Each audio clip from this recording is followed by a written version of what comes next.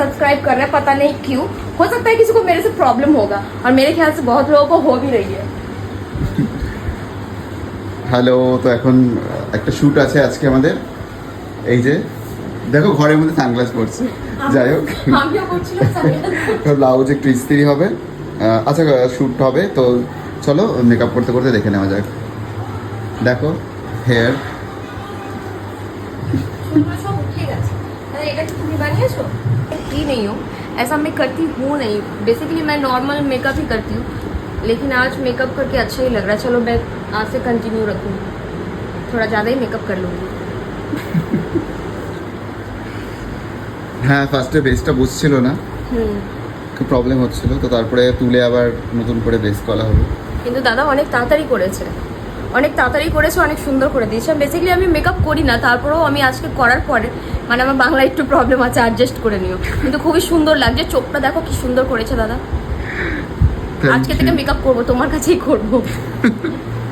তুমি বলো দাদা, আমাকে ভালো লাগছে তো। এবার চুলটা কি করব? এই যে মেকআপ কমপ্লিট, একটা পুরোনো দিনের মেকআপ করিয়েছি, একদম লাইট। দেখেছো कैसा लगा? गुलो ये जो है ना, ये पूरे गोल्ड का है। हाँ ठीक है, ये पूरा गोल्ड का है, ये भी गोल्ड का है। तो कैसा लगा मेरा गोल्ड का ये ज्वेलरी, आप लोग जरूर बताइएगा। और मेकअप कैसा लगा? मेकअप भी कैसा लगा आप जरूर बताइएगा। और मेरा सबसे पहली बात, ये मेरा जो बन है ना, ये कैसा लगा आप लोगों को ये जरूर बताइएगा। গলাতে একটু হালকা পাউডার দিতে হবে, এটা দেবো এখনো, দিলেই কমপ্লিট হয়ে যাবে। ये होने से कंप्लीट हो जाएगा।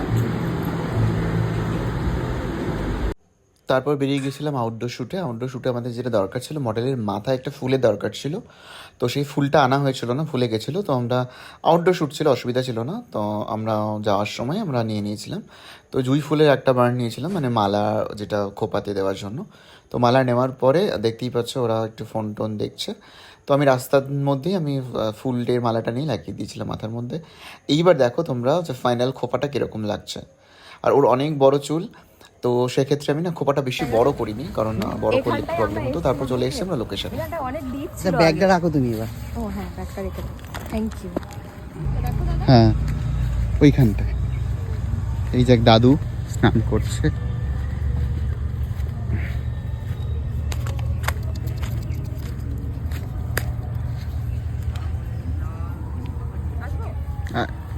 না, ভিডিওতে পরে নিচ্ছে। আর পরে গেলে সব মেকআপ যাবে। চলো, পুরো ঘেমে গেছি গরমে।